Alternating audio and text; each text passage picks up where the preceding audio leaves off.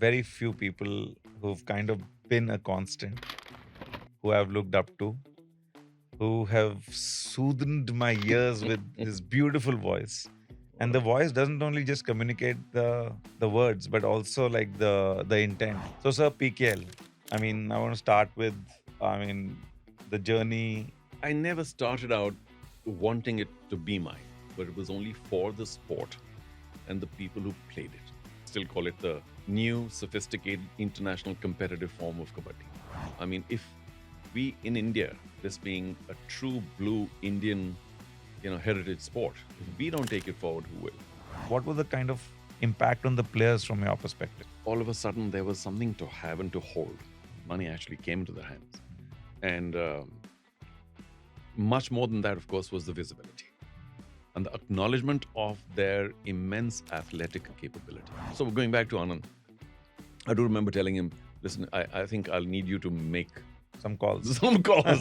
I'll do a lot of running around, but I need those calls from you. I mean, why would hockey, the so-called Indian, national sport, although it's not work? One of our biggest problems and eventually a breakthrough was to get a network. How do you feel about where it stands? Like, if you can look at 2 or 3 areas where they could have done things differently. I was always very insistent and greedy about the fact that we need to make sure it has a major international flavor.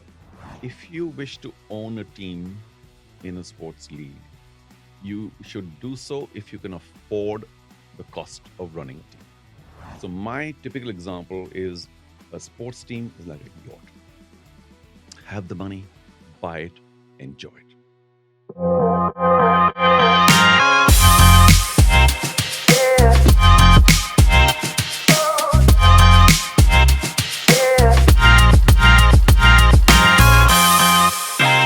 Sir, what a pleasure actually. I mean, I've been in the sports industry for almost 15 years. Very few people who've kind of been a constant, who I've looked up to, who have soothed my ears with his beautiful voice. And the voice doesn't only just communicate the words, but also like the intent. Like, I just always been a pleasure whenever I hear you, whether it's been on the television or as an executive. So today I want to just try to get the max out of you. Well, thank you for your very generous words. The voice is a minor bonus, but I do hope it's what one says that is of more relevance and importance than the voice. Because there are many people with voices which are perhaps not fantastic for microphones, but they have a lot to convey. True. But it helps, I suppose, to have a It, voice it does. It does help. It that does. Many years ago, I used to work in New York, and we had a partner in our firm who was British. So we were presenting to a client, and the client was like, "It doesn't matter what you're presenting. This British accent is killing me." how strange. And at times I will be immodest, so forgive me. But I was also in the US a long time back, and I studied there for a while. But I had gone for one of the highlights of my life. People say, "What's the highlight of your life in the commentary world and the world associated with sport?" Was actually going to Augusta to cover the Masters for Oh Star in wow! 1998, Oh my and God! that was pretty deep south, Yeah, Augusta, Georgia. yeah. And I remember sitting in a restaurant and ordering some breakfast or whatever, the usual grits and this, that, and the other, southern breakfast. And this lady came to serve me, and I was quite embarrassed when she said, I could just sit all day listening to you. There you go. There you So I go. was like, wow, okay. Because it's different, Yeah, I suppose, yeah, from the that's local true. accents, yeah. So, sir, PKL. I mean, I want to start with, I mean, the journey. I mean, before we get into how it was founded and how you conceptualize the whole thing, how does it feel right now? Like, from what I see, is you built a product, it was your baby, you made it what it was, and kind of then passed it on to Star Sports, so to speak. How does it feel right now? Like, does it feel yours or not so much? Well, good question. Because I never started out wanting it to be mine. And I don't want to sound, holier than thou or whatever, but it was only for the sport and the people who played it or play it. Because I think it was unrecognized and it kind of almost mixed with the dust of India for too long. And it needed to be polished and put up on the pedestal that it deserved. So that was the intention. It wasn't it wasn't a major entrepreneurial decision for me. It wasn't, business. It wasn't money. It wasn't commercial. It was just the sport that needed help. Mm.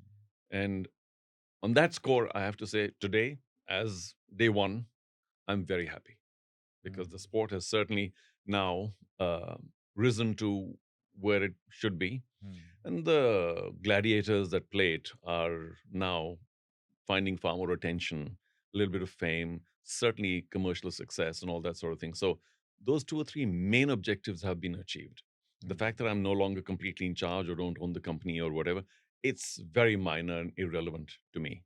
I hope you Mm. understand what I'm Yeah, saying because, yeah, absolutely. so Absolutely. it gave me a bit too, sure. I mean, I quite bask in the fact that I was involved in, Creating it. yeah, the making of the, as I called it, still call it the, uh, I'm forgetting all the words now, but the new, sophisticated, international competitive form of kabaddi.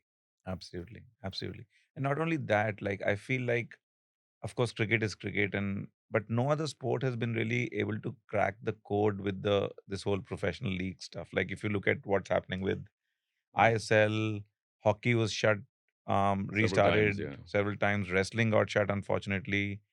TTs there, commercial success is tricky. Badminton has been shut off and on. Like even the sports which are revered in our country, like I would imagine wrestling could have done better than kabaddi, right? But kabaddi is tested, like seen the test of time, commercial success, partners, sponsors, good broadcast deals. So I think there's a unanimous agreement that is the second biggest, not just the numbers, but in terms of just also perception, is the second biggest league in the country, and you created that. So how Well, does that feel? Like, do yeah. you ever step back and think that what the hell, man, we just did this? No, I don't. Honestly, I don't. But of course, I will admit, and again, I'm not just saying this because I hate wasting my words or my breath, but it happened because of a lot of support from some very key people. And, it has to be sort of like a huge joint effort with a lot of grace of God as well, Mm. in terms of timing and in terms of so many other things that, you can't govern completely. Mhm. But there are many stories, and the only problem right now is the fact that we can't be doing this thing for the next 4 days, can we? Yeah, yeah, Because there are that many stories in that much time. yeah, yeah, But we'll try and sort of do yeah, the most succinct kind of, yeah. part of the Do you, stories do as you well. recall the first ever moment when you thought about conceptualizing it? Well, there are two or three different angles to that first Mm. moment. Mm. Uh, the first moment, which has not much to do with the league, but to do with the sport, was back in 2006. The league, of course, was thought of much later, Much later, not yeah. by me, but by Anand Mm. Mahindra, my co-founder Mm. and close friend, associate. Mm. So I got a call from, I mean, this story has been around for a while, but bear with me. Yeah, yeah, Only absolutely. because of a little bit of fun. I got a call from a +44 number.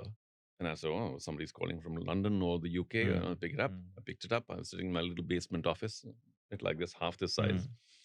And I said, hello. He said, oh, is that Charu Sharma? I said, yeah. And, so I said, he said, oh, good. I'm so glad. It's so tough to get in touch with you. I said, I'm sorry about this, Oh, but you wow. have now contacted me because my number's not around everywhere and I'm Mm. not much in Mm. the media or Mm. whatever else. And he said, fine, good. I'm glad we've got in touch. So tell me, are you our man? Or are you my man? Are you my man? Yeah. I said, what? Yeah, there. I said, Thank I you. mean, I don't, what do you mean by that? So, and I was truly mystified. I said, what's this guy trying to say? I mean, he sounds And funny. this was somebody you did not know. Not at all. It's just a +44 number. Anyone's, I don't Mm. have a number. Mm. And I said, I could be, but I mean, what is it all about? And so this little drama went on for a few seconds. And then he said, well, all right, all right. I'm Simon Reed. I'm calling from the UK. I run a company called Buzz Entertainment. And we've been tasked with some of the events at the Doha Asian Games to Okay. do the world feed. So we won't get into the whole world feed concept and everything Mm. else. But Mm. so it was the Asian Games of 2006. I hadn't really gone out and gotten any assignment in terms of commentary or whatever all my life. I've just been very fortunate. Here's another Mm. case of good fortune. Mm. So and we've been retained to do 3 or 4 sports. He said, and one of them is this thing called kabaddi. So I said, "Are you saying kabaddi?" Oh, yeah, kabaddi, kabaddi. So, you know, and whoever I've no, again, please forgive me, honest immodesty. And whoever I've asked, they said, why don't you get in touch with Charu Sharma? And so now, tell me, are you our man? I said, oh gosh, he's asked me to do the world feed commentary at the Asian Games for Kabaddi. I've done many sports in my time, but not But Kabaddi. never Kabaddi, yeah. Ooh, and I said, took me 3 or 4 seconds. What should I say? I said, Simon, you found your man. But So, what an opportunity as yeah, well, there you go. right? Of course, because the Asian Games, the Olympics, all the big sort of sporting events, they are all they're a very close circuit of commentators, largely from the UK and elsewhere. So either you work really hard at breaking through, or you be like me, just sit back and Yeah. have a cup of tea and see what comes. And I said, yeah, sure. And he said, oh, good, great, this, that, and the other. My people will be in touch with you. We'll sign the contract, blah, blah, blah. And I put the phone down and said, what have I just done here? So that started me off on the Kabaddi trail. Because obviously, if you're doing the world feed in Kabaddi, you're the only man there. There's nobody else. There's no Yeah. support. World feed's kind of pretty terrifying if you're doing it And for you the need first your time. research and You bet. So that's what I did. I ran around and found out where the big Kabaddi events were in India. One of them, few of them happening in the south, which is also a very strong Kabaddi territory. And I saw these events, and they were like, massive in terms of popularity. And of course, the gladiatorial sport itself really grabs you if you get into it. And I don't want to go too much about Kabaddi because, I hope people who watch it love it. But I saw immediately the power and the popularity of the sport. And I said, gosh, why are we not following it more closely? So I prepared for the Asian Games, went there, and I realized I wasn't like a one-man, raving band because there's a huge media contingent. And a lot of the media, overseas, elsewhere, people from all parts of the world who were there, kept kind of meeting me at dinner, wherever, the media hall, and say, hey, Charu, listen, we thought we'd come and take a look at this Kabaddi thing, but we couldn't get in because there's such a crowd. And, so I was sort of listening as well. And they said, we love the sport. Tell us more about it. And this So is I like knew. international people, yeah, not, people, yeah, just people watching the sport for the first Absolutely. time. Yeah. Or wanting to watch it for the first time. They couldn't get in Couldn't to get the it, arena, yeah. which, by the way, was the first sport to sell out at the Asian Games in Doha 2006, and many other wonderful stories. And I said, so I'm not the only guy appreciating this. It's obviously a fabulous sport for even those who have no connection with it. And that's when I promised myself that, we will, if we in India, this being a true blue Indian, heritage sport, if we don't take it forward, who will? So, of course, I met just about everybody there was to meet at the International Kabaddi Federation, the Indian Kabaddi Federation, and all the rest of the teams and what have you, because I was there on site. And they all got pretty fond of me because this was the first time that a world feed commentary was being done for Kabaddi. And so it was a big deal, to take the sport forward. Yeah. And I had, should I say, some visibility and equity by then. Absolutely. So You they were became all kind of- delighted that I was now, also using some of that for Kabaddi. And I said, all right, guys, I'm ready to take this forward. I have to. Somebody has to. We have to. I have to. And they were all pretty delighted the fact that I was, hoping to do much more for the sport. But that was one of the firsts. Of course, it took a lot longer to get things organized, and it didn't progress much till 2010, the Guangzhou Asian Games, where the same people called me again, and I went again. And then I came back and said, I've let 4 years go by. Done nothing. And all I did was when I came back from Doha was to tell Anand, we meet, often enough, family gatherings. And I said, Anand, this is just a perfect sport for you, Eminem, to take over and, and run with. Because I just felt that he is, Eminem, the company is what it is. Yeah. He is who he is, and the sport is what it is. And I thought it'd be a fabulous mixture to take it forward in any which form, so lift it as support the national, support some major tournaments, get going and take the sport forward. It didn't quite happen. And let's not get into why. And, sometimes it takes time for everybody else to catch up with, what their thought is. And I didn't want to push too hard either, Yeah. And then I came back from Guangzhou and had the same feeling all over again.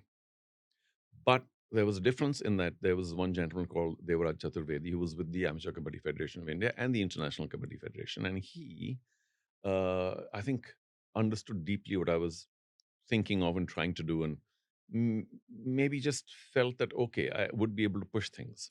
And of course, Mr. Ghelot. But also IPL had started, so that would have... Ah, well said, well spotted, because we'll get to that. So I came back and I told Anand that, listen, I'm in touch with Devraj Chaturvedi now from the Kabaddi fraternity. And he says, yeah, come on. I'm so sorry that from the Kabaddi fraternity, we were not able to support you all these years or Mm. make anything move forward. And there are Mm. lots of side stories here, and I'm not Mm. going to get into it because, Mm. like I said, we'll take 4 days. So, and I went and told Anand again. I said, come on, yaar, I mean, we really have to do something, take it forward because I have once again seen the power of the sport at the international level. And of course, all over in India.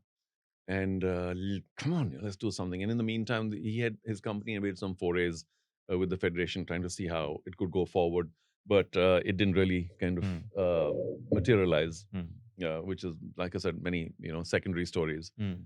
But at that point of time, I remember we had a meeting in Delhi, and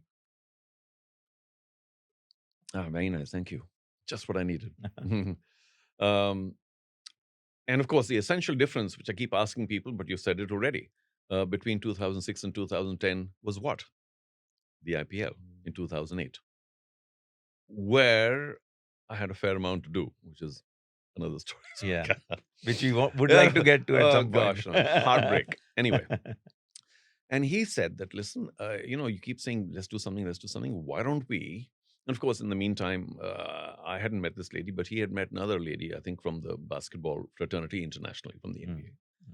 And she had also somewhere caught sight of kabaddi, and they were chatting about it, and she also endorsed the fact that it's looks like a great game. Mm. And I think that also uh, made Anand think that, yeah, it's not just a one-man band. There are other people who Mm. do truly also appreciate what the sport's all about. Mm. And he said, well, you keep saying, let's take it forward. Why don't we, because the IPL had happened and it was fairly fresh in people's minds, why don't we do a league? Similar to IPL. Yeah, why don't we run a kabaddi league and get it going? I said, oh my God. I mean, because there are like 40,000 people behind the IPL in terms of management and BCCI and everything else. I said, I mean, what is the magnitude of that task? It's just, and I'm just this one hired gun, I just run around doing my own individual maverick stuff. Yeah. I wasn't company minded, and we must have 40 offices in 50 countries and all that sort of thing. Yeah. So, Yeah. but I was so committed and convinced. And why? Because what do I know? I know sport and I know television. And you put those two together, I knew that kabaddi, if spruced up and polished, will do really well. So that was a moment, wasn't it? When what would I say? And I suppose there was only one answer. And I said, let's do it. And he said, fine. Two of us, we'll get together, you make a plan, and we'll do the budgeting, and we'll take it all forward, and let's run with it. As something that he felt was not only supporting what I believed in, and I'm sure he believed in it to an extent, but also for something to do for Indian sport and for fun. Not fun as in a lighter vein, but not to have too many serious commercial aspirations, but let's just run with it. Yeah. So that was 2010. And now 2014, the 26th of July, a date I will hope never to forget, was, a long way off. It took me 3.5 years more to actually do all the running around and get it going. And you can imagine the way was just full of 99 out of 100 were naysayers saying, what are you Yeah. What the talking hell? about? Yeah. What the hell? Yeah. So, but while the rejections and the difficulties damn near killed me, I have to admit that there was, just enough support to be able to mount it. Otherwise, it would have died, several times before it actually happened. And also having somebody like Anand who's resourceful, been, successfully running businesses, potentially has a network, that would have been like an immense support, right? Well, I did tell him that, listen, what we do need, always thought we'd do an 8-team format to begin with. And of course, that's increased to 12 because I think there's even more scope. So, what do I think of it? You asked right at the top. I think we're still under. We're still I would immature. like to agree there. Yeah. Yeah. Well, so we'll get there. Yeah. But yeah, I did tell him that, listen, one of the most difficult things is going to be to get our 8 team owners. And I mean no disrespect to those who have money or whatever, but I did need people who had a little bit of money for sure, spare, but also their entrepreneurial reputation. Because I did want people, the number of, I'm going to leave it here if you Yeah, don't yeah. mind. The number of, uh, lost my track there, but But yeah, like the quality of the yeah, franchise owners, right? The club exactly. owners, yeah. So I didn't want one, the money wasn't too much, but I did want people to, ah, my, I've got my train of thought again. The number of walls of perception that one had to break, you can imagine. They were like wall after wall after wall. Because unfortunately, in our own land, our own sport was buried deep under these walls of perception. It had become a sport where a lot of India, not just urban India, but a lot of India had kind of, Yeah, shoved off. And it was like a rural sport. It wasn't cool, it wasn't sexy. And but tell me something. So yeah. therefore, it was very important for me to get owners who bring not just their wealth, because we didn't need too much, and still, it's a the one of the many angles about why I think it worked well is because of the compression of the money involved, which is why you mentioned a whole lot of other leagues haven't worked. And I don't mean to sound like a pundit, but this is what I do. But the commercials were all kind of a little off. Anyway, but I wanted their reputation in. One more important, fat, thick wall of perception I thought would be broken if they say, oh, so and so owns a team. Must be something in it here. Yeah, that's true. So and so owns a team. So that Yeah. was important to me. And so going back to Anand, I do remember telling him, listen, I think I'll need you to make Some calls. some calls. I'll do a lot of running around, but I need those calls from you, Yeah. which I can understand. He wouldn't have wanted to make too many of those or too frequent, because even he, nobody likes being told by people, are you Are you crazy? you're crazy, Yeah. yaar." Yeah. So one of the kind of the key, I guess, the factors which probably would have been a challenge was the fact that unlike IPL, where the federation itself, I mean BCCI, owns the league, here you had to, I mean, the federation potentially didn't have the resources or the wherewithal or the vision or the money or all of that to run the league themselves, right? So it's almost like an independent body coming in. They are acquiring the rights from the federation, and then in lieu of that, maybe giving them some commercial benefit, um, and then hoping that this will kind of click. Because at the end of the day, you're not governing the sport and you're not governing the players. And if the federation decides not to play ball, or if they get greedy after 1 or 2 years of success, then that all falls flat, right? Because the way I see it is, if I'm a kabaddi player playing in your league, and the federation tells me that if you play in this league, like the ICL situation, that you'll not be considered for regional, for nationals, for playing for India, then it just is worth nothing. I mean, the player wants to play for India. So how did that dynamic work with the federation, and has that and I've from the outside heard that it's been kind of up and down, that relationship. How has that been? Well, you make so many wonderful points, and they're all true. In that, I did want to take the whole fraternity forward, the whole universe, not like some independent maverick. And I, I think they had the federation, or let's just call it the universe, fraternity. They had the foresight and the vision. Again, this is going to be a little immodest, to trust me. I think that was a key. And it began all the way in 2006. Knowing that I am from the world of sport and I mean the sport well. Somewhere along the way, they must have understood that, very importantly, and which is why this whole thing could take off. There's a sport for you. The sport is bigger than the commercial aspects of it. I mean, I and they said that had to right at the be, top. yeah. And No, they had to believe that, yeah. Yeah, because I mean, it wasn't commercially anywhere at that point of time. So everything was a plus, right? Now, once it happened, as you can imagine, a lot of people might have said, oh, well, now we must get more out of this. So I certainly, subliminally or openly worked hard at letting people know, just calm down. There's a lot to still be achieved. Let's not overreach, because other people do that, and then all of a sudden that's the beginning of the end.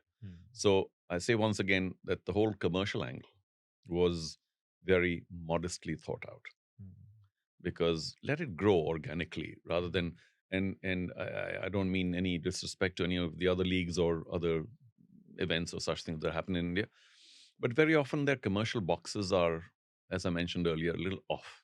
Mm.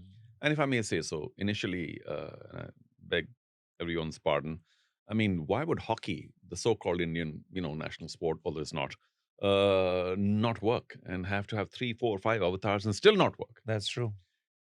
Because I think, especially right in the beginning, and they started a little before us, by the way, in January of 2014. We 14. started Yeah. in July. Yes. And also in the middle, the badminton league came up. And, Yes. so there was a lot of action in Yeah. 2014 Yeah. when we first came up. I do think the numbers were a little, what's the word I'm looking for? Excessive. Yeah. And where are you going to get that from? So obviously the numbers would go to the players, I mean, in terms of fee. And, to have $40,000 and $80,000 and this, that, and the other, hockey couldn't sustain it. You have to build that ecosystem to be Yeah. able to get that money. Yeah. And which is why a lot of these leagues, in their effort to try and give more, I suppose, to the players and whoever else, receives the money, the federations as well, that's where there could have been, to my mind, a big gap, Is a it? Grand Canyon between Yeah. what you can get and what you can give. Yeah. Which, if you're promised to give that anyway, but you don't have it, Yeah. how can you sustain this? But is it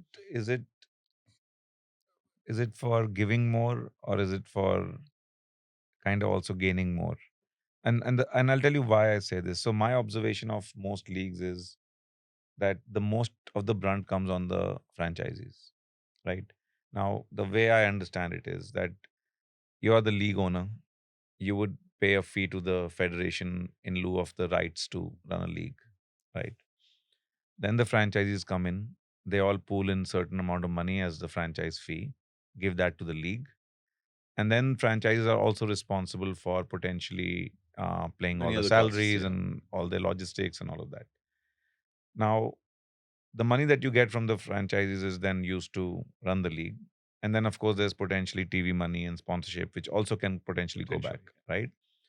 Now, the model that has evolved over the years is a league owner would play on the fact that somebody out there, for some cheap PR or not so cheap PR, would lose 4, 5, 6, 8, 10 crores as a franchise owner.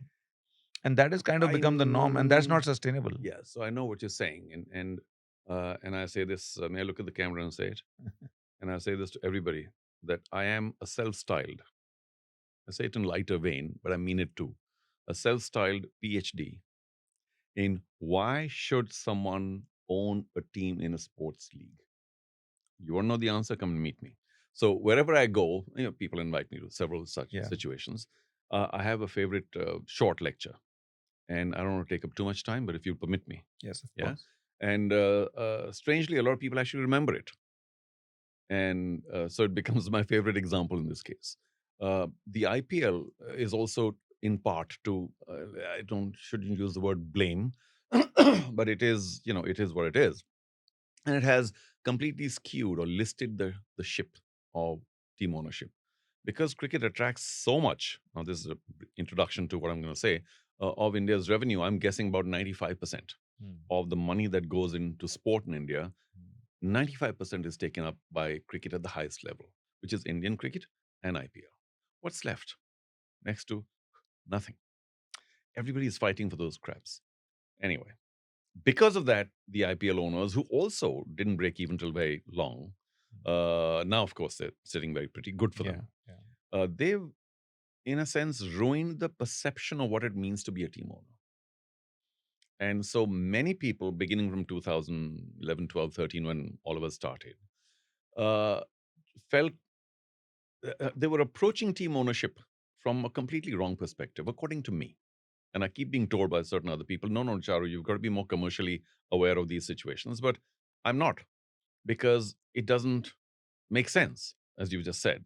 So my favorite lecture, in short, very short, is that if you wish to own a team in a sports league, you should do so if you can afford the cost of running a team.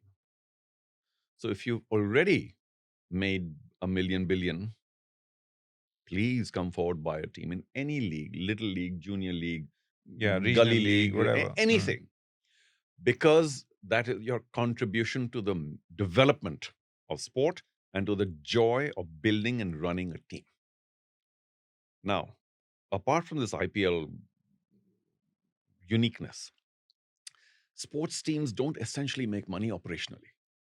You can take any example of some of the biggest sports teams in the world, say Real Madrid or whatever, huge Yeah. teams over 100 years. They do not make money operationally, they all lose. Lose is not the right word. They're all Yeah, they gain there's value. Yeah. there's a gap between revenue and expenditure. They're in the red, which is fine, because to come back to the original point of why should you own a team in a sports league?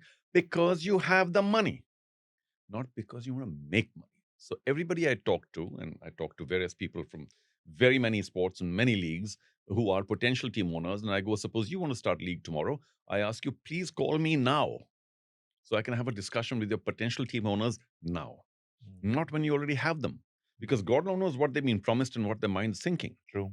So I have a chat with them earlier, ideally, to give them my favorite example, which I'll arrive to now, saying, okay, you want to own a team in a sports league. And so what do you do? Oh, come on, Charu, I'm like a big cement magnate of India or whatever. I say, I've got a really good idea for you. You want to make some money? Make some more cement. Don't own a team. Don't own a team. But because you've done so well in your life, there's no harm. What is it a year? Is it 5 crores a year? Is it 65? Is it 14 million? Is it 2 rupees? What is it? You should be able to just spare that money, say thank you. Here you go, run with it. And if the league does well, of course the revenue comes in, and there's valuation, and there's many other things that come in. But you have to be able to. And I must quickly mention, for no good reason, but I think the one person who understood that completely to begin with, unfortunately, he's not, in terms of the world of business, he's kind of had to step back a bit because of whatever reasons. I don't know, the world of big business. But I went to Kishore Biani as well. Now, he was very India focused. In his office, there's Sanskrit shloks and stuff like that. So I thought it'd be a good fit for a Kabaddi team owner because he feels for India. Yeah. I went and talked to him. I'm a little tech illiterate, but I had 1 or 2 buttons I knew how to press on a laptop. So I used to open the laptop in front of people and I say, some people I used to say, can you please run it for me? So and I'd had this couple of presentations and what have you. And I opened all that and he said, namaste, and nice seeing you on television. Come in, a little bit of 2-3 minute chat. And he said, Haji, of course, Anand had called him as well. And I said, so let me just show you this, that, and the other. He saw me. He said, "Aap isko band kar dijiye." I said, oh, okay. Where are we headed here? And, of course, I also had the usual, XY and what's it called? These things, Yeah, the access. Yeah. And after 2 years and 4 years, and, Yeah. band All kar the dijiye. projections and everything. Project. Yes, ye bataiye ki what will be my expenditure every year? I paused for 5 seconds. I told him X. He leaned forward. He shook my hand. He said, okay, that's what we need in team owner.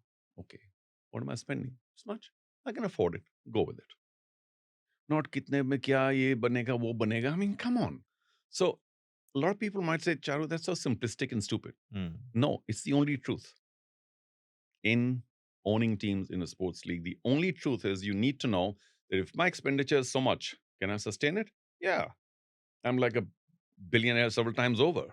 And if I do this every year, it only means that I don't buy a Lamborghini every year. So, or A whatever. new Lamborghini. Yeah. So my favorite example, I still haven't gotten to it, is that suppose you're a billionaire, whatever in the Indian context, or whatever, very well-off person, and you also have some interest in sport. And if there's an opportunity to get into a sports league and maybe own a team, then, it brings great joy. So we'll get to that later. Forget sports now. If you're a billionaire in, say, the US, to take an example, in the West, and I've asked this question, I'll do it quickly. You're not on the clock. It's not a quiz. But what is one of the primary signs in the West and developed countries of being a billionaire? You have what? Yeah, it's What? it's You have, a material. No, that's what I'm saying. So it starts with a fancy car, it goes to a fancy house, it goes to a yacht. And then, Stop. yeah. That's my example.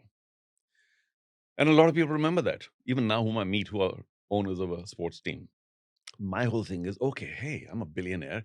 It'd be great to have a yacht. Gives me great joy. Huge 167-footer lying in the Mediterranean. I use it 4 times a year, Yeah, if at all. yeah. I have a big party there. I call my friends, come on over to my And yacht. no And there's a. economics would make sense. So I say, I'm going to invite you, Vivek, you're a yacht manufacturer, and all the rest of the people here. And I say, show me your catalogs, what's going on. I need to buy a yacht. And finally, I say, this one here.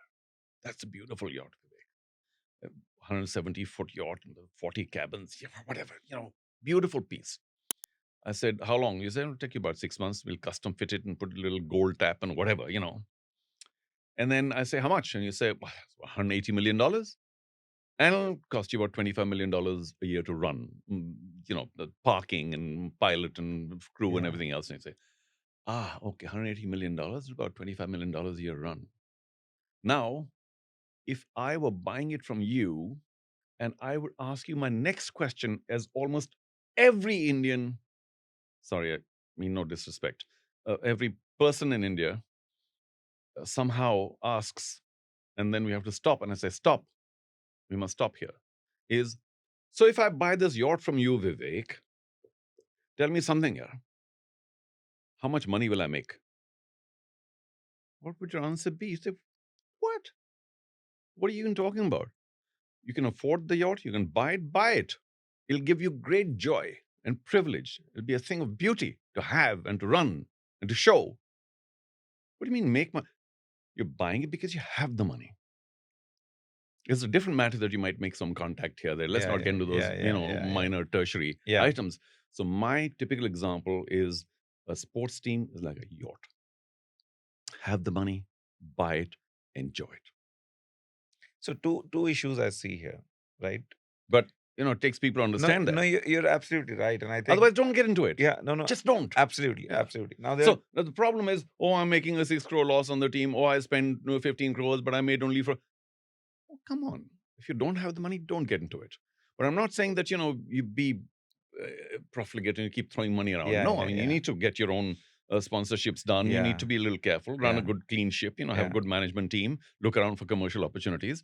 But you can't be lamenting a gap between revenue and expenditure because, I yeah. mean, you're in it to develop the sport, love the team, enjoy your ownership, not to keep lamenting the fact that you're down 3.2 crores or 9.4 crores or what.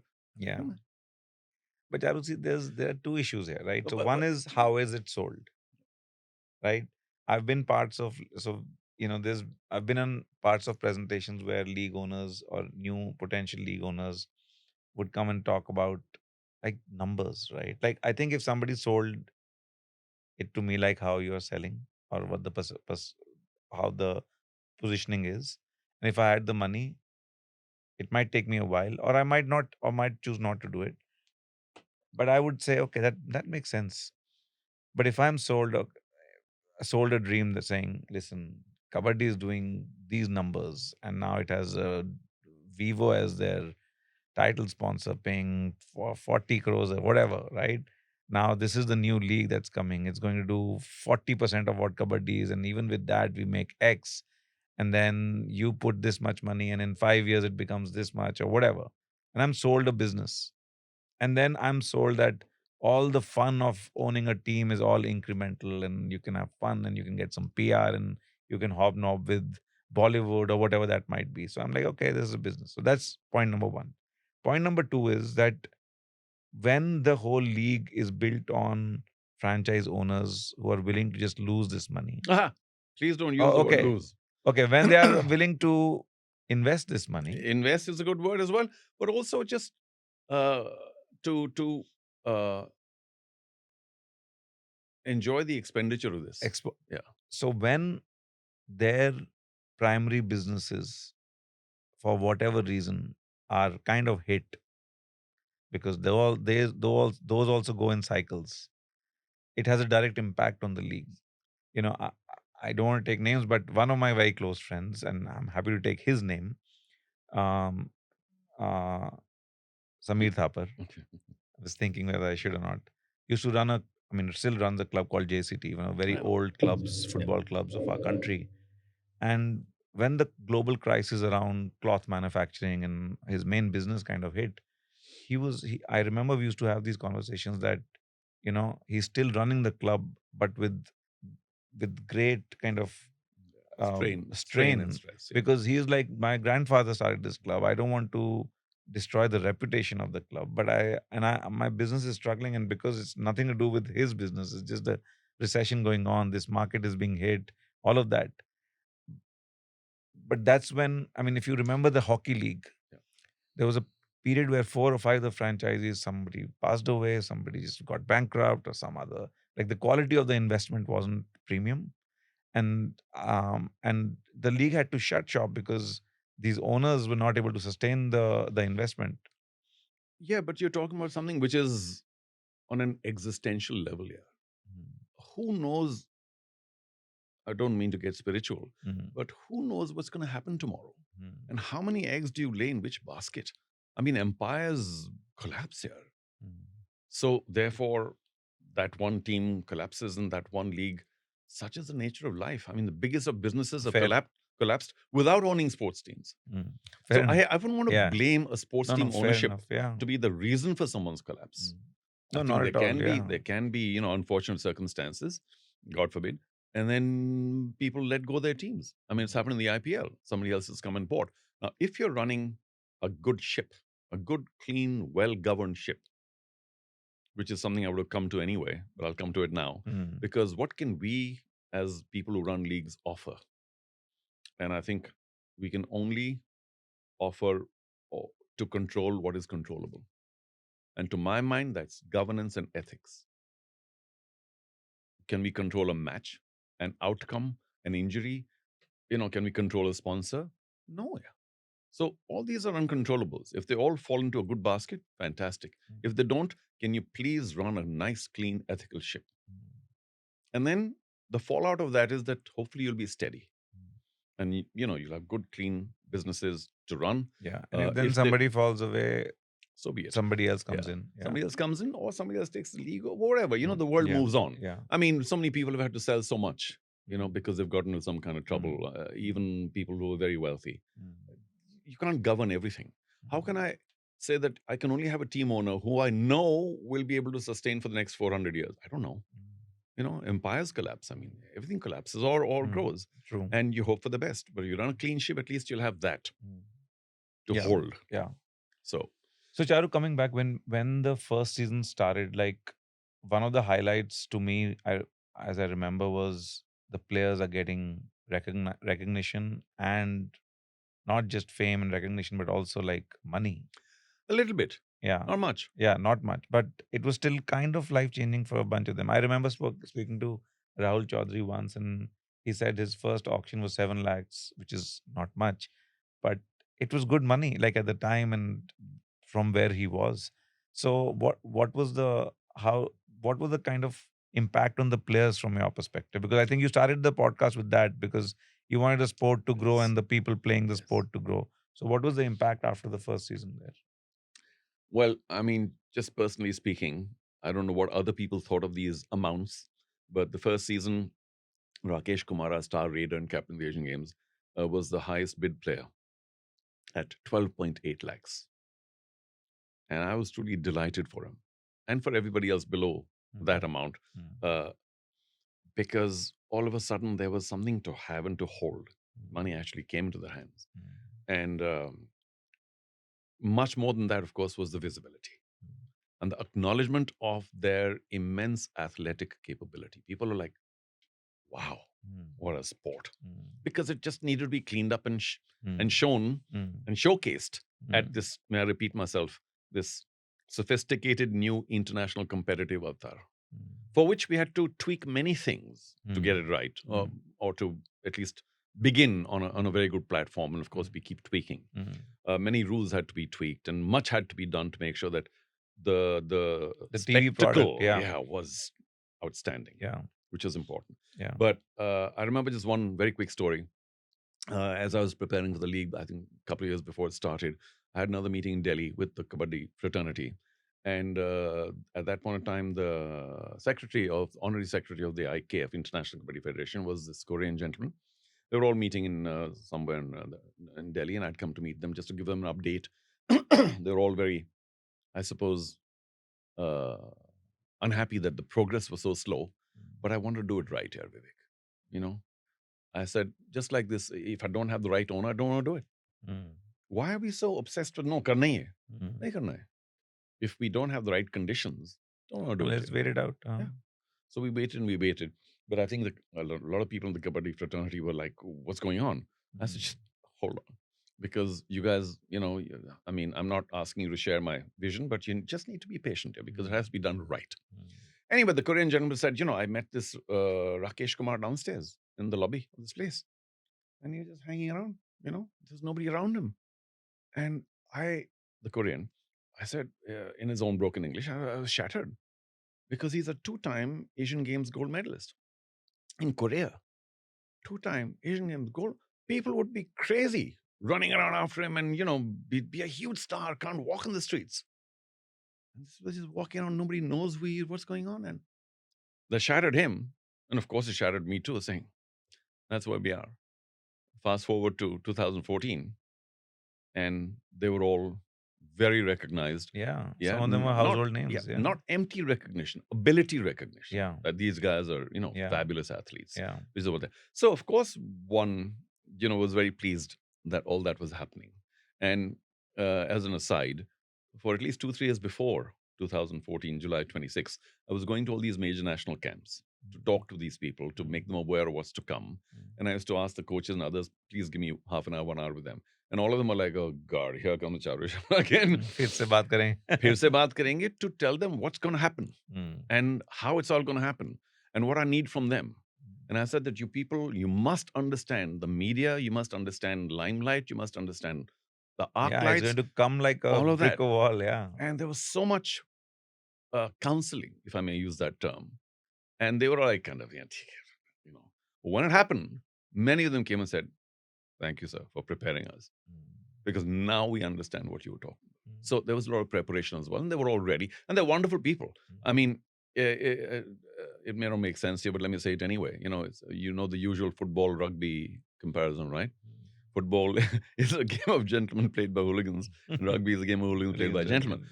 Kabaddi, might seem it is a very rough and tumble game. I mean, these guys, the amount of physicality and but in the main, they're very humble, down-to-earth, modest people. And while that's great on one hand, on the other, you have to rise and also do the media thing. Yeah. So there was a fair amount of training as well, just on the side. Yeah. No, but just if we fast forward from a player compensation perspective, how much do players make today?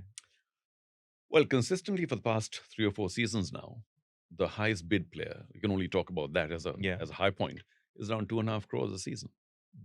I think that can change lives. And of course, Star on their own, because they took the league over. It's a long story. They have the majority share. I would want to come. No, that's there. too long a story. But no, okay, I do want to. I do want to come there. But just well, on the compensation, I'll have to be a little careful. Yeah. So they also did some programs. I forget what it was called, about changing lives, or there were stories of the Kabaddi players going to their village and or whatever town or city and talking to the various people around them. I think they were really very deeply emotional, these programs, because of the change that all these super athletes have seen because of the commercials of the Pro Kabaddi League. So all that made me feel really happy. So but it happens across all sports in India because of the very modest beginnings that many sports persons have. So when the players get this money in the auction, that's 100% for them to keep. Yeah, it goes from the owners. And of course, I'm sure there's taxation involved. Yeah, all of that. Yeah, but so and typically a player who's in the top 10 percentile or 25 would be making upwards of 50, 60, 70 lakhs, 1 crore, something to that effect, easily, right? Yes. And then is there income for outside a season, of this? Which for is, a season. 2-3 months. And then is there income outside of this for them? They probably have jobs of banks or... Because in India, even the most well-off cricketers still have some job somewhere. Yeah. And some brand deals or whatever. And some of them have big Instagram followers and all of that, right? So it's just, it's potentially, if I'm a young player who's playing at a decent level, state level, national level, and I aspire to be a, like, if I look up to some of the stars, I can say, okay, if I do this for 5 or 6 years, I can make a great living. Like, imagine a 25-year-old making a crore a year, playing the sport that they love, being healthy, being in limelight, offering back something back to their village or towns where they've come from. Not only with the money that they bring, but also with other brands and connections that they've built by being a pro athlete. Like, that's the power of what is being built here. Right? Forget the commercials and the Vivo deals and the Star Well, deals it and does all of sound that. wonderful, and that was the intention anyway. And of course, most of them, because of their playing career now, quite a few of them are moving into coaching and their own academies and everything else. So that whole fraternity is also increasing because of their success in the Pro Kabaddi League. So, Mm. the world of kabaddi grows because of their contribution post their career, playing career. So now fast forward a few years, what we hear, as now I'm talking about purely as a sports business professional, that majority shareholding of the league has gone to Star Sports. You talk about whatever you're comfortable speaking, but I'll give you my perspective. Now, if you look at the world of leagues, the biggest and potentially the most Media rights. media rights is the biggest revenue spinner, and if not, then at least the hope that it would be the biggest revenue spinner. Now, is did you think it was a conflict of interest for Star to buy 74% or whatever equity in the league, which almost assures that Star would control the media rights value of the league? And it's not just the PNL of the league, but from what I understand, this money also goes back into the franchises. So if there is a so just for everyone is clear, if it's an independent league, you can make different broadcasters bid for potentially what they would pay for it. But if it's owned by a broadcaster, which is also a criticism in ISL, then it becomes almost like my one hand is paying to the other hand, and I can kind of dictate how much it pays.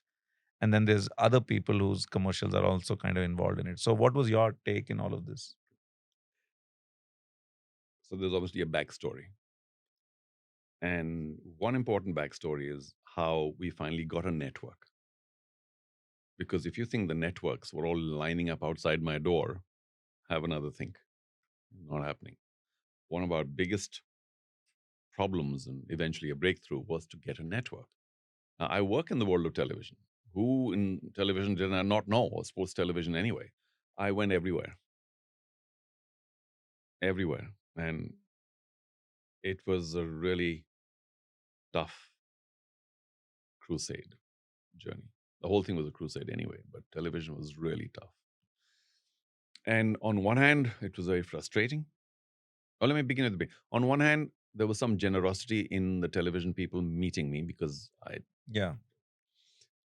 and thereafter there was a lot of heartburn or pain because they all thought I was a little off. They entertained me. Come, sit. But I mean, Charu, really, what are you saying? So there was understandably, I suppose, a lot of very heavy rejection. But most of the times not immediately. It took 2, 3, 4 months at times of of people coming, meeting again with the same channel, and things not working out because they just didn't see even a rupee coming in. And I'm not blaming them. I mean, even I didn't see a whole waterfall of dollars Yeah. or whatever, but it Yeah. was Yeah. I said, we've got to go for it. Come on. Mm.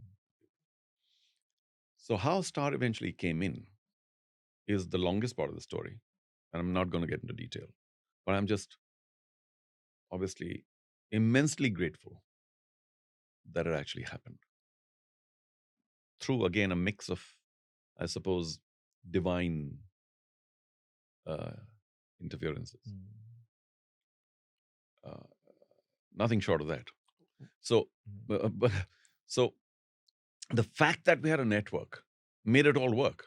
Yeah. Otherwise, if We're not there's no in the middle of a jungle. distribution, Yeah, yeah. yeah. So there was that, certainly, that a lot of people may overlook. But And was it a prerequisite that if the league that they have the ability to buy into the no, league? no. So like I said, it's a long story, and I'm struggling with what I can or should share. Mm. Mm. So the shortest end of the explanation of what happened is the fact that despite saying, okay, we'll be your broadcast partners, of course, commercials were negligible, Yeah. absent. Yeah. But for me, it was important to have the platform. Yeah. And how many channels, sports channels are there in India anyway? When you say, oh, competition, how many are there? 14, 49? No, 2. Yeah. So, Come on. Yeah. So what are we talking about? I mean, it's Yeah. not, where does it go? One way or the other. Yeah. If one is stronger, they buy everything. One is weaker, bye-bye. Yeah. So it's not, when True. we say media rights and all that, we are sitting here thinking, oh, there are about 45 people and I can Yeah. get. It's not. Yeah. It's not. Let's also be realistic there. Correct. And if you have the support of the biggest media house, Yeah. and if they're willing to be generous, and if they're involved, And they're spending money on marketing what and pushing the absolutely product the out. promo, yeah. But also, I feel like So- if the broadcaster isn't playing ball with you, then the ability to even raise sponsorship is like, Yeah. what are you going to give a sponsor if it's not on TV and not pushed through? So there are many different Yeah. angles, and we can't just see it from an ideal angle where there are 22 channels or networks desperately seeking your product. And therefore, you're not maximizing your, media returns. I mean, let's be realistic in India, or most countries, don't have a vast number of networks. At the time of Anyway. the sale, how did you feel? So it wasn't so much a sale. That's probably a misnomer. So I'll get back to the time when before the league was to start. I think even Star at that point of time, understandably was 50. They were come see, come sa. Is it going to work? Maybe. I don't know. What has Charu sold us? I don't know. Seems a little tough. There were some misgivings, and to overcome those misgivings or fears or doubts, there was a very serious thought within the channel that the event people who own the league need to do a lot more, spend a lot more on the peripherals. And I said, no. I mean, you need to trust me and trust the game. Because yes, a very small percentage, I don't know, 3, 4, 5% will watch it for all the The frills and frills. the But 95% of the people who watch will watch because the game is so powerful or powerfully attractive. So we don't really need to see whether there's a golden colored chair here or, I'm being flippant. So let it go, let it run. The sport itself needs to be the hero. But at a pretty late stage of the whole thing, when everything was set, there was the possibility that they may not do it. Oh, wow. So to get over that impasse, which was a death-defying impasse, something had to be worked out. And one of the things that was offered, because at that point in time, I said, take whatever I have, yeah, but please. This needs to go. Yeah. Too much water. And one of the things that evolved, one of the solutions that evolved, was to give them a large part of the company. And I need you to believe me when I say it. I had absolutely no compunction at all. I said, take whatever you want. I'm doing it for the sport. I said that right at the top, didn't I? I'm doing it for the sport and the sports persons. I'm not doing it to become some major entrepreneur. And, it's not my trip in life. All said and done, I'm a daily wage laborer. Somebody calls, can you do this work here, do that? So you're balancing out the immodesties now. No. So, but that's how I felt. I said, take whatever you want, for heaven's sake. We can't dial it back now. And of course, luckily Anand was there, so he worked it out with with a great degree of ability. Yeah. This is his word, not mine. Yeah. And we had to give what we had to give. So please don't use words like sale and this and that. Most people don't understand because it's complicated. But I wanted the league to go ahead because we were too close. And if it meant giving up 74%, as you rightly said, so be it. So be it.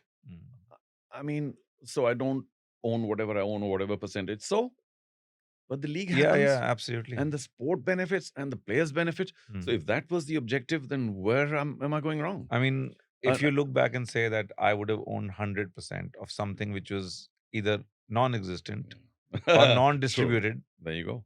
then what's the point of that? It's a no contest. Yeah, So of course, it happened as it happened, and they took Yeah. over the next year, not the first year, yeah. and took some time. These things are a little complicated, and I do think what happened because of this decision is that their doubts were removed, and if not the first season, soon thereafter, Star was All in. Yes, that's All true. in. And because of somebody being all in, there's a lot of benefit for something that needs Mm. that level of support. Mm. If we were a well-established sport, Mm. we wouldn't be having this conversation. But something had to be made. But I'm so happy we had Yeah. this because the perception, at least Yeah. in my mind, was something became big, and then there was an opportunity, But I think All this was prior to the first season. Mm. At that point of time, would anybody have given 2 rupees for this? No, not at all. So there's no doubt. I'm very grateful to whatever happened at that point of time.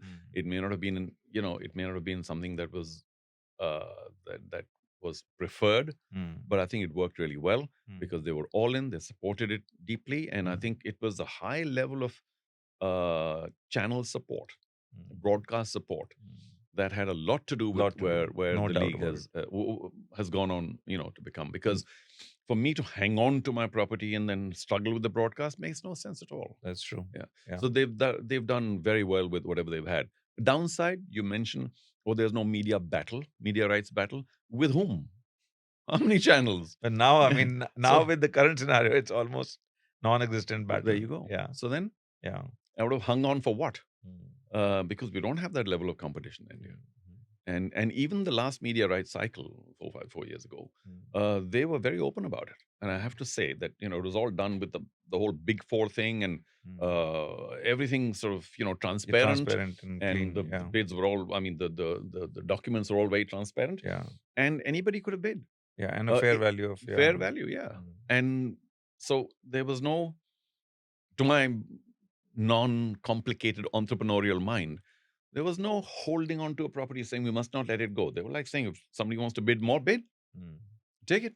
We still own 74% of the company, but you want to show it, you bid for it. Fair enough. Yeah. Honestly, that was the sentiment. So Now, if we are saying that, because of their shareholding, 94 other suitors. Yeah, there aren't any. So now you fast forward now. So fast forward 12 seasons where it stands today. How do you feel about where it stands? Like, if you can look at 2 or 3 areas where they could have done things differently, or, I mean, dare I say better, what would that be? I'm not going to go into better. Yeah. But I'm certainly going to admit that I'm a little greedy on what more should have done. I was always, for instance, one point among many, I was always very insistent and greedy about the fact that we need to make sure it has a major international flavor. And we had to coax a lot of the owners, and maybe still do, and to get international players involved, because it can't just be seen as a local Indian sport. It's Yeah, not. True. Many countries that play it, and we wanted to be we wanted to be the movers of the game internationally with their participation. Imagine somebody comes in from Oman, I don't know, and plays the Pro Kabaddi League, goes back a real hero here, Yeah. Yeah. and says, come on, let's do this here. And so on and so forth, and all the rest of particularly Asia, but the rest of the world as well, because it's a very easy sport to take forward. Requires virtually nothing. Nothing. Yeah. And so therefore, if it strikes even one root in any nation, it can explode. I haven't been able to get involved with that process myself. I'm a little, I think, not to make any excuses, but one, of course, somebody else was handling it. Now, I'm a minority shareholder. I'm I'm on the governance committee and technical committee and so on and so forth, which I enjoy the roles, but I have no executive role. It took the mickey out of me to get the league going. It made me pretty sick as well. I'm very heavily diabetic and all this. I don't want sympathy, but you know what I mean. It was Took a it lot, was pretty lot out rough. of you. Yeah. And I just didn't have the energy to join to initiate another crusade internationally. I suppose if I had that energy, if I had, I don't know how this is going to sound, even the money, I would have gone to other countries and pushed and become this crusader. But I said, yaar, main thak gaya. And I'm glad that it's taken root and it's doing very well. But so to one aspect, I will admit, I don't think we are as international, or I've made enough international moves as much as I wanted to. So that's one area where I'm still very greedy. Um, I'm also very greedy when it comes to wanting a larger, uh, wider media acknowledgement of what the PKL is.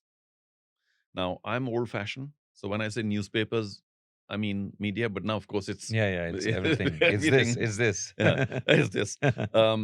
I do think the mainline media in India, which used to be electronic news and newspapers, really gave us the leg glance. I'm saying, hello, Why? Why do we're you think that's the case, though? perception. One, oh, we can't be seen to be covering kabaddi because people may stop reading the newspaper. Oh, wow. Oh, yeah. So complicated. But this is my conjecture, and which is very unfortunate. I mean, we are one of the few countries in the world, I don't know too many other examples, where we diss on our own. I mean, to give a couple of my favorite examples, if you have the time, please. Yeah, I beg your please, pardon. yes. Say these again, like my yacht, favorite examples. Do you know what's the most powerful, one of the most powerful sporting nations in the world? I'll give you my own answer, not a quiz. Australia. Mad keen sports people. Mad keen. That's a true sporting culture. Yeah.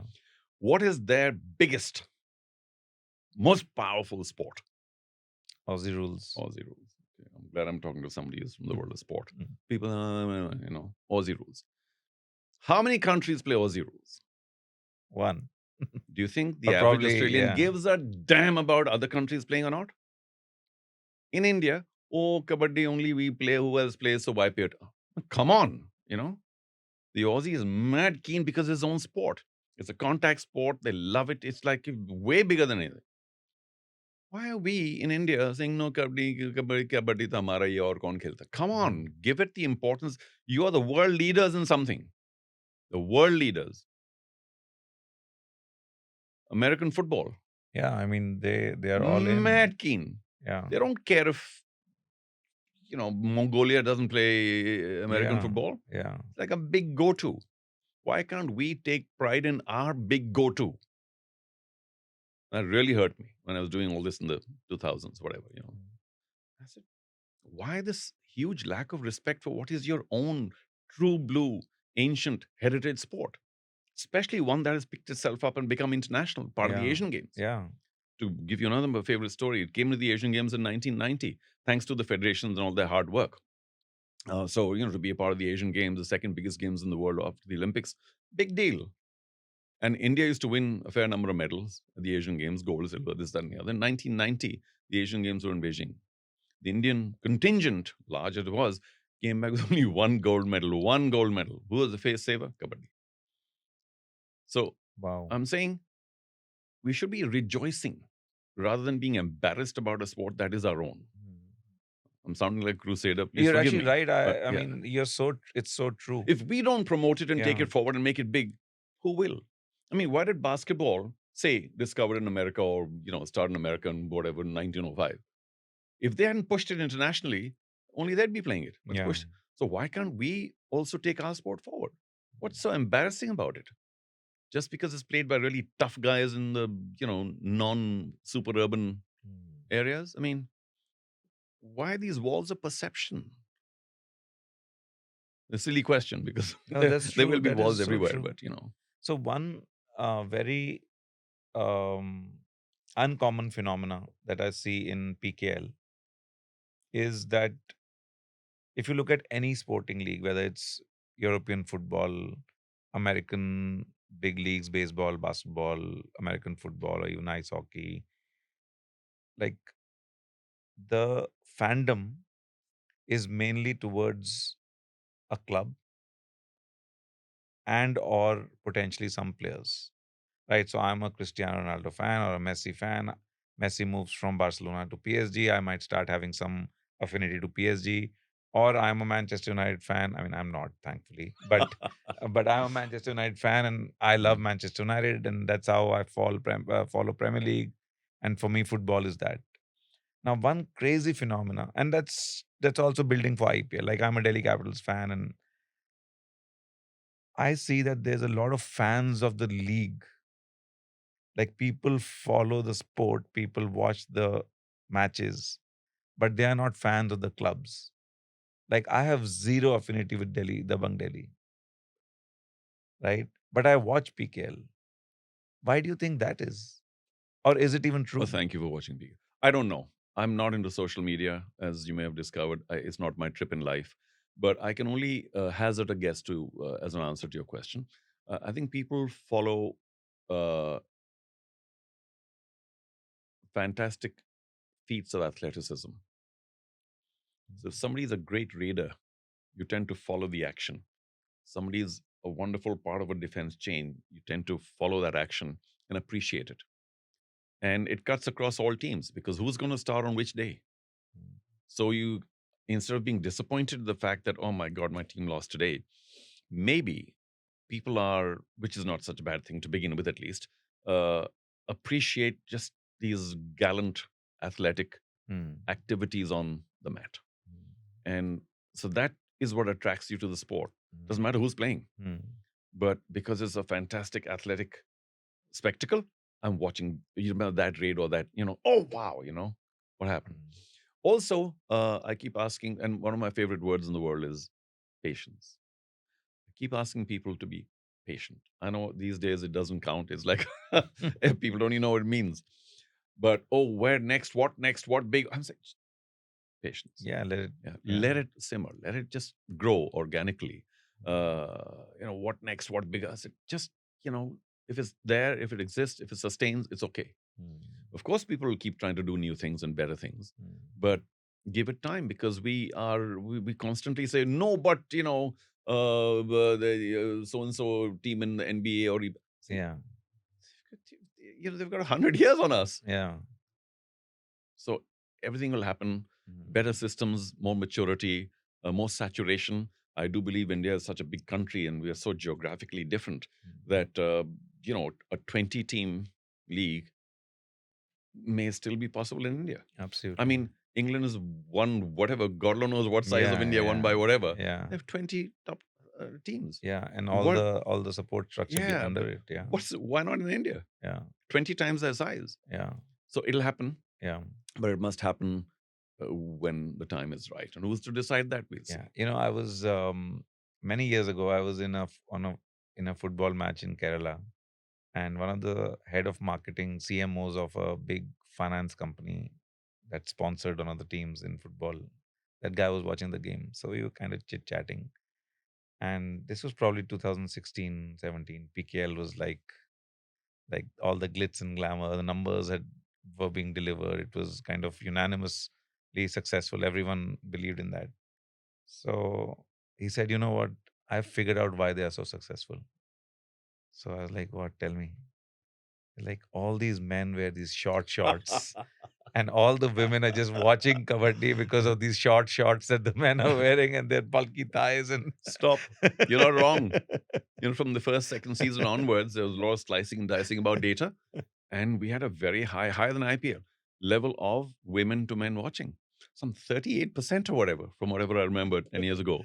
And because it is, all these guys are, as I say, quadzillas. They're like Yeah. really tough guys, and people are happy to watch. Why not? Yeah, why But not? but that's Yeah. just one, Yeah. lighter vein angle. But I'll give you another reason why kabaddi.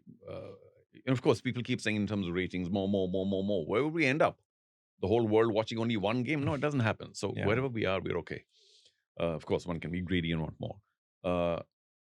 But one of the many reasons why the Pro Kabaddi League, I thought, would always do as well as it could is because you can like it or hate it or be average about it or be indifferent or whatever. But you can't say this Pro Kabaddi League in India, not too fond of it. I'm watching the Danish league. True. It's the number one league in the world because this is the birthplace of the game. Yeah. So And also the that's best why global the talent is best here. global talent is here or at the league. Yeah. So, you can't say, I'm not watching this because I'm watching that Some. league. Of course, I hope other leagues begin in other countries. It'll be fantastic.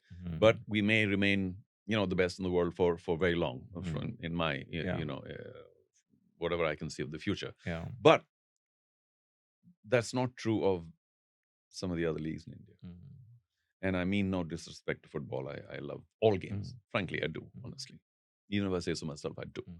And, when you're watching the 5 best leagues in the world on one screen with a button in your hand, and then I'm asking you, Vivek, hey, listen, why don't you watch this league?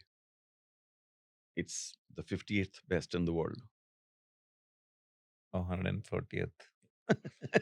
31st. Yeah. It's a little tough.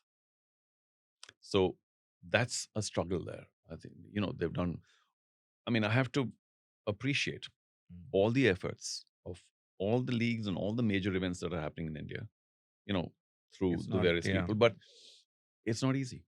And the commercial support to sport in India, I think the government's done a fair amount over the years. They've upped the ante quite a bit.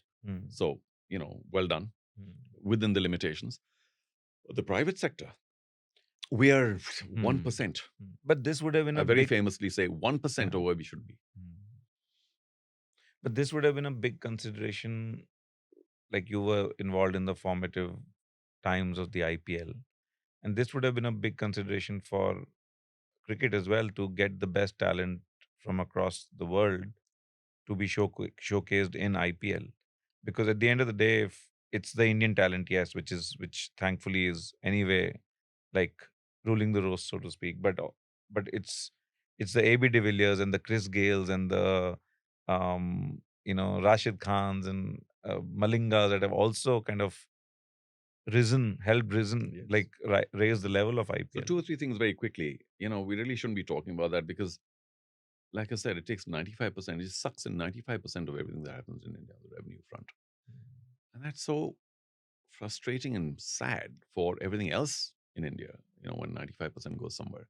But back to the IPL. Yes, there are only 6, 7, 8 nations playing the bigger game anyway.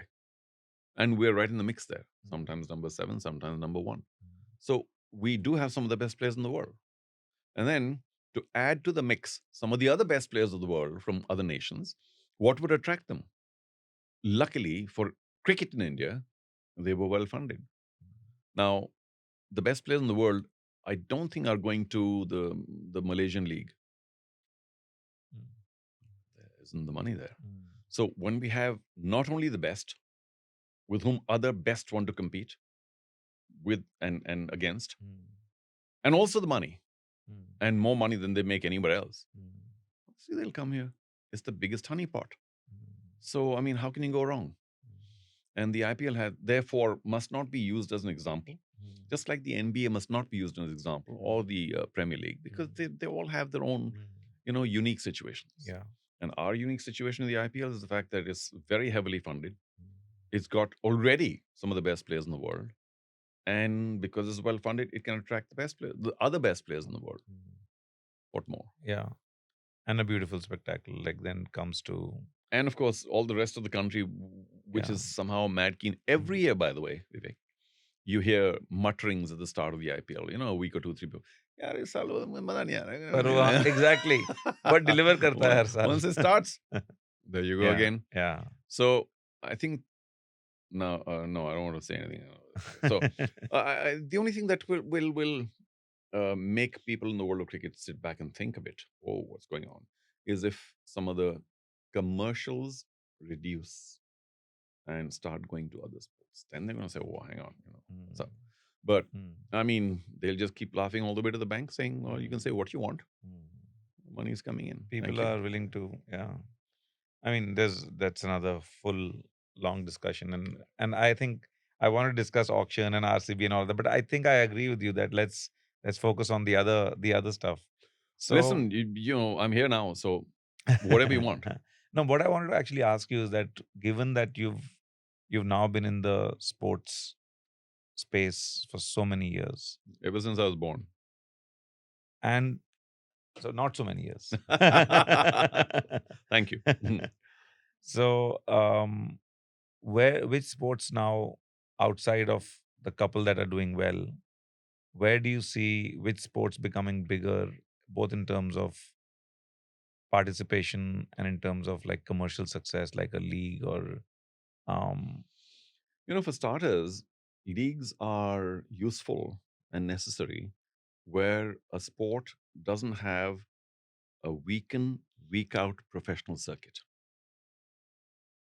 Couple of examples: badminton, tennis, golf, week in, week out. hmm, There's a pro tour happening. hmm, Where's the space and the need for a league? hmm. I mean, you can try and force fit something somewhere, Yeah, but yeah. it's not the be all and end all. Hmm. If I'm a professional golfer or a tennis player or a badminton player, I have the whole year, Whole year there's a tour, right? week in, week out. Yeah. Yeah. So somebody says, no, I'm doing a league. I'll say, okay, what's it, a week, 4 days? Yeah, I'll come. Hmm. Because then Or you have to not. craft a window and all of that. Yeah. So leagues are only really useful for sports that do not have a week in, week out schedule. So let's quickly limit that already. And as you know, all these leagues have been tried in India for sports which have week in, week out. And you can see the difficulties there, therefore, because people are just playing through the year. Now you offer them a small 1 week, 2 week window somewhere. They're saying, I'm a little tired. Some don't want to come. So, you know. It looks like a force fit. Yeah. So we get to sports which don't have, which may have an odd tournament here, odd tournament there. In India, I do think uh, the biggest mystery is hockey. I mean, to think that it's a it's a sport that's very much rooted in the Indian psyche. It's not Yeah. an Indian sport, Yeah. but it came from the UK in the mid 1800s to India. So when he says national sport, I'm sorry, it came from elsewhere. It's not, and therefore kabaddi is. But we'll go there later. Or we'll try and do something with that later. Maybe that's my next crusade. For whatever it's worth, to have it declared as India's national sport with all its heritage and tradition. Yeah. That'd be Anyway, amazing. But is there a national sport no, right now? no. So yeah, that's the biggest mystery about why hockey wouldn't do better in India in terms of viewership and commercials and everything else. Uh, Hockey India hasn't really been in touch with me, but I think we can make it work better with just a better plan. Have you followed the relaunch of the league? Yeah. And of course, the fact that it was done at a slightly awkward time when a lot of the world stars wouldn't come because it's over New Year, and so there were complications which were a little needless. So they need to rethink all over again and be a little modest. And of course, with Odisha offering cricket, offering hockey, what it has, phenomenal. I mean, hats off, because Yeah. one of the most beautiful things to happen in India, I'm sorry, I'm digressing, is the fact that there's a minor competition now between states to adopt a sport and make it happen, or just do more with the world of sport. Fantastic for Indian sport. It's still it's like a newborn.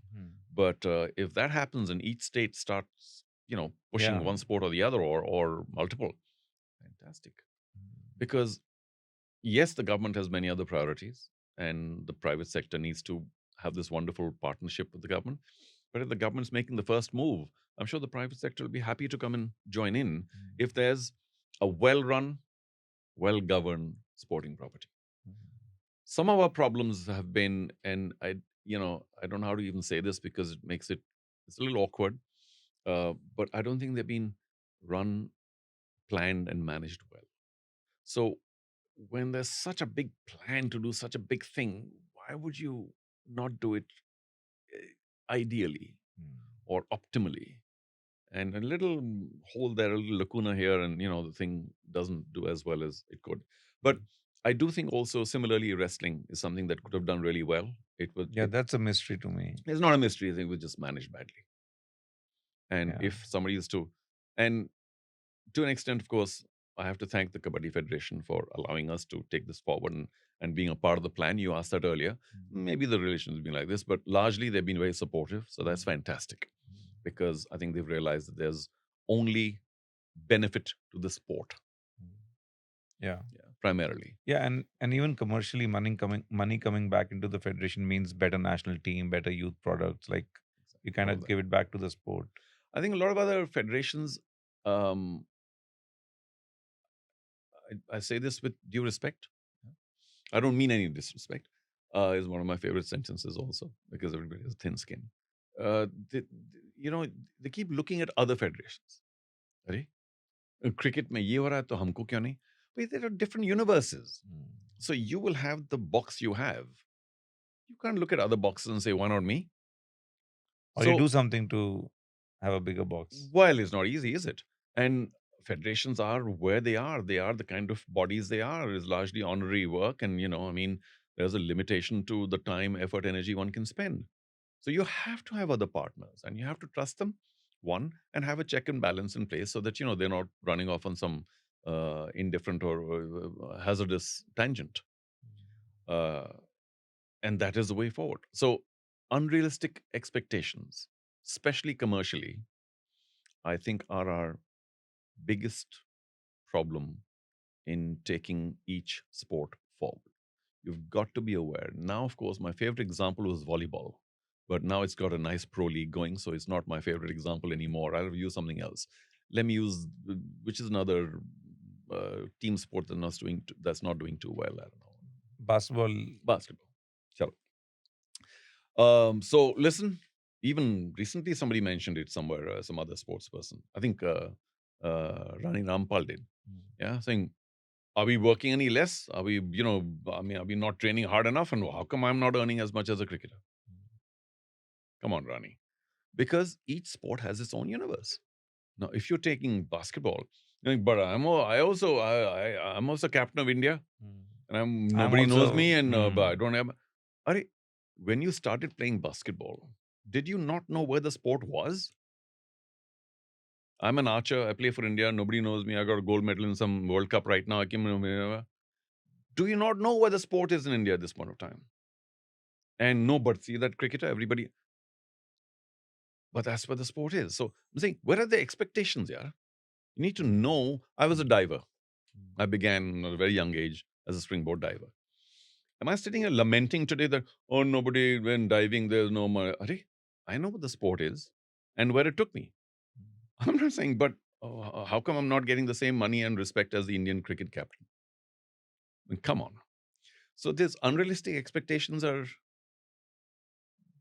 they don't show a high level of IQ. For the sports person as well as the federation and everybody associated with the sport.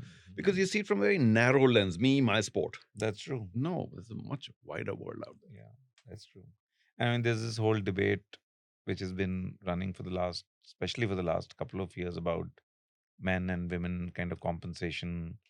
And I just feel like, I mean, I don't want to use my favorite phrase. I mean no disrespect. Yeah, I mean I mean no disrespect. Yeah. No, I just feel like every sport and every league has its own commercial reality. And that reality is directly proportionate to what the sport is bringing in terms of viewership and hence sponsorship and TV money and all of that. Absolutely. Now, of course, an Indian women's cricket team player can say, I'm not making as much as the Indian men's cricket team player. But similarly, an Indian men's football team player can say, I'm not making as much as the Indian women's cricket team player. So it's not about men and women here. It's just understand your reality. And if you're not happy with it, work hard to change it. Don't lament.